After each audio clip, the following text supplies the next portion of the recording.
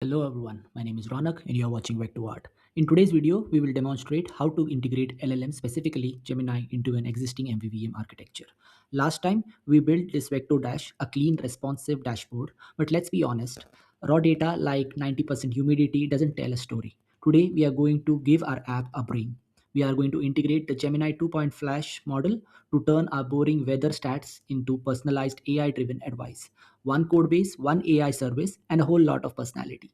So let's upgrade. And for those who haven't subscribed to my channel, please do subscribe to my channel. It means a lot. It motivates me to create more such videos. Before we dive into the AI, let's look at the foundation we built last week. We use C# 12 records for our weather response to keep our data immutable and clean. We use primary constructors in our weather service to keep our HTTP logic lean. The beauty of this architecture is its modularity because we separated our concerns correctly, keeping the API logic out of the UI. We can now plug in an entirely new AI layer without touching our existing weather code. This is why we spend time on clean architecture. It makes impossible upgrades take less than 15 minutes. So let's start by creating our AI service. And to do that, let me go to VectoDash and under our services here, let me right click and add a new class and call it AI service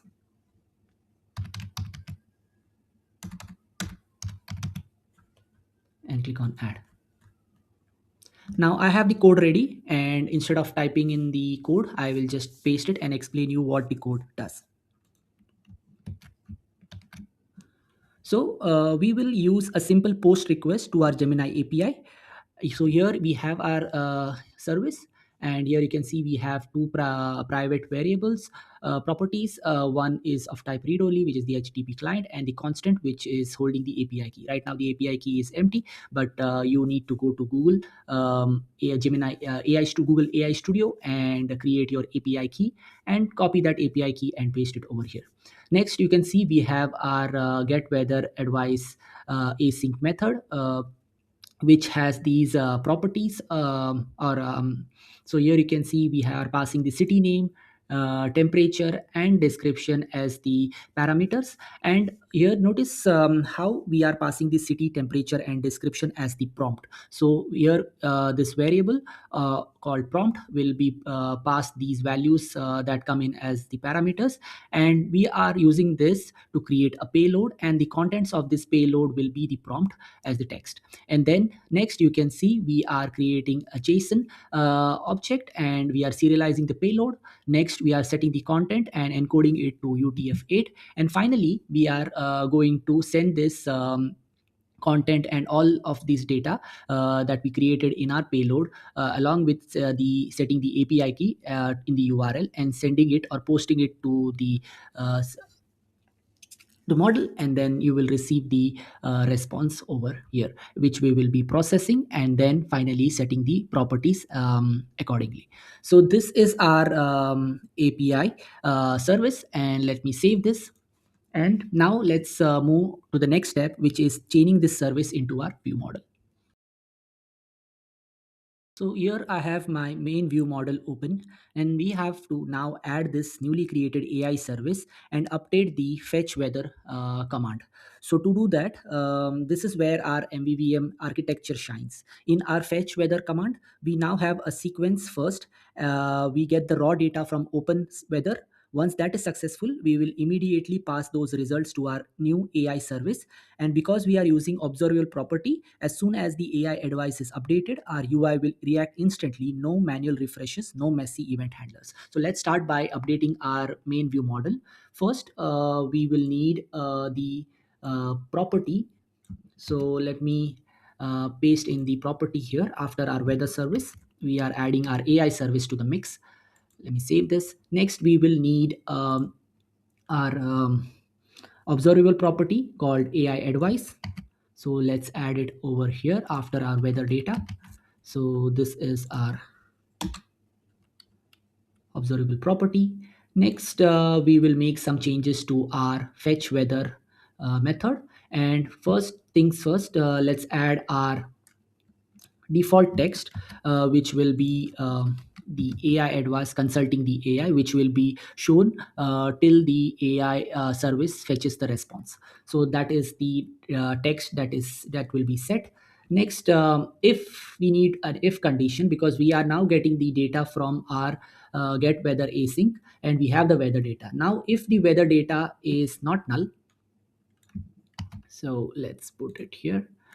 So if the weather data is not null, we are calling our get weather advice async and passing the weather data, city name, temperature, and description to it, and we are getting the value here in our AI weather advice. And the rest remains the same. Next, we will move to the part where we will integrate this data that we have in our AI advice to our UI.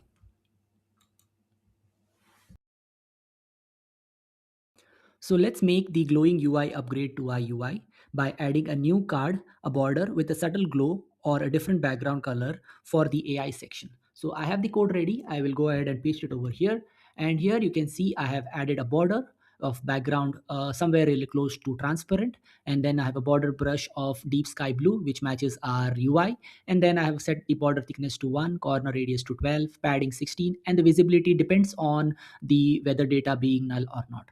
And then I have a stack panel within it, and this has the text and the symbol which displays the AI advisor text. And then finally we are using a text block with wrapping and better line height and readability, which will bind to our AI advice object over here, which is in our AI service over here, and we which we have in our AI model over here. So we will bind to this data in our main window, and finally we will display the data that it has in this text blocks. So we are now done with the UI upgrade. So now it's time to run this application and see the results. So let's start by running a small experiment and seeing how this AI advisor actually advises us with the results. So let's search for Siberia first and click on search, and let's see, here you can see we have 16 degrees Celsius, humidity is 61. Let me maximize this, and the condition is right now not fetched, but here you can see our AI advisor doing the job. It says the drizzle and 16 degrees temperature mean you should definitely layer up and wear a light water resistant jacket today. Keep an umbrella handy and perhaps slip a comfortable waterproof shoe to stay dry while you are out and about. So now let's do the opposite. Let's search for Sahara desert.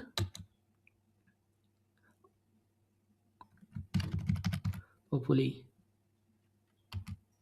it fetches. So let me search this and let's see what the AI advisor recommends us. So it takes a bit more time. Let's see if I have to update the location, because I think I shouldn't be adding this text over here.